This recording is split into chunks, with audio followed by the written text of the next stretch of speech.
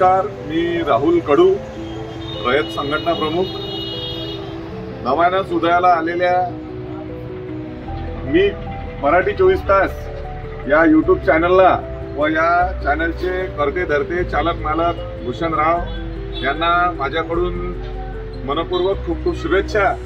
आणि लोकशाहीचा हा चौथा स्तंभ मराठी 24 तासच्या भूषणराव यांच्या माध्यमातून या शहरात या तालुक्यात खूप बळकट हो अशी सुद्धा त्यांच्या या निमित्तानं मी शुभेच्छा देतो.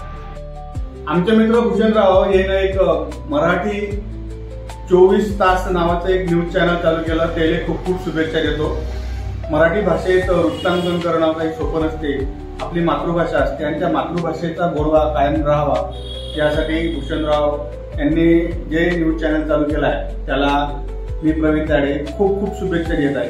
नमस्कार, मी जितेंद्र रोडे, संपादक अध्ययन समाचार. पत्रकारिता क्षेत्रात नव्याने आपल्या शहरात भूषणराव यांच्या माध्यमातून मराठी 24 तास हे न्यूज चॅनल सुरू होणार आहे.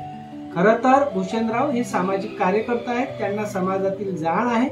निश्चितच त्यांच्या पत्रकारितेच्या माध्यमातून अनेकांना न्याय मिळेल अशा शुभेच्छा. नमस्कार.